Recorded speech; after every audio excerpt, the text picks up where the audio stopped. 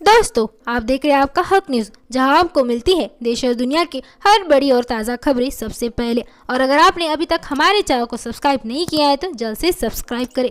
चलिए शुरू करते हैं आज की बड़ी खबरों का सिलसिला। देश में निजी क्षेत्र में काम करने वाले लाखों कर्मचारियों और पेंशन भोगियों के लिए एक बड़ी राहत बड़ी खबर सामने आ रही है।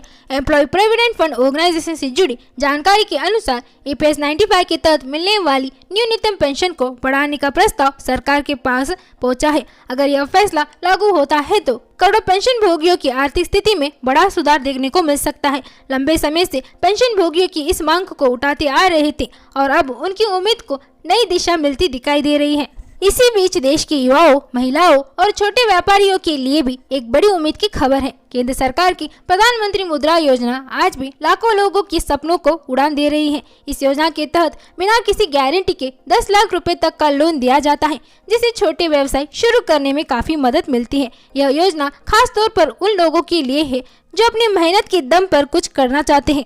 और अब बात करते हैं उस खबर की जिसने हाल ही में लोगों के बीच चिंता बढ़ा दी थी। अमेरिका, इजराइल और ईरान के बीच बढ़ते तनाव को लेकर तेल संकट की आशंका जताई जा रही है, जिससे चलते देश में लॉकडाउन की अफवाह भी तेजी से फैल गई। लेकिन सरकार ने इन अफवाहों पर पूरी तरह विराम लगा दिया है।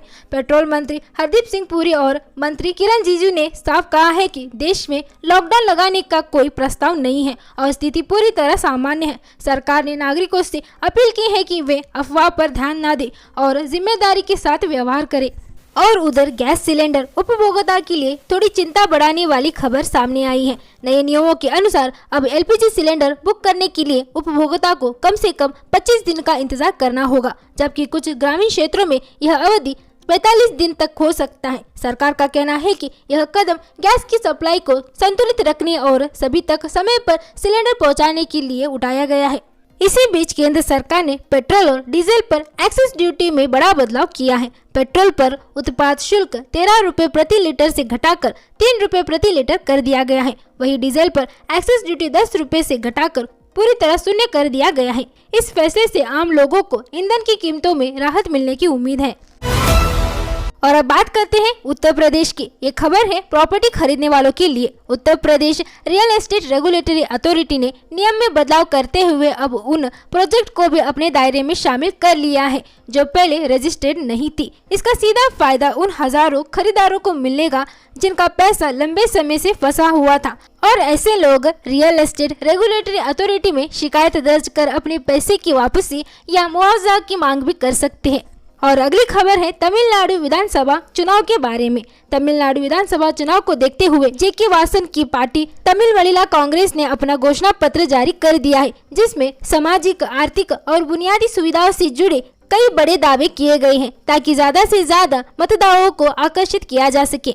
पश्चिम बंगाल में होने वाली चुनाव से पहले आया ओपिनियन पोल ने राजनीति माहौल को और गर्म कर दिया। रिपोर्ट के मुताबिक ममता बनर्जी ने नेतृत्व वाली ऑल इंडियन तृणमूल कांग्रेस एक बार फिर स्तर में वापसी कर सकती है। हालांकि यह सिर्फ एक अनुमान है और असली नतीजा चुनाव के बाद ही सामने आएगा।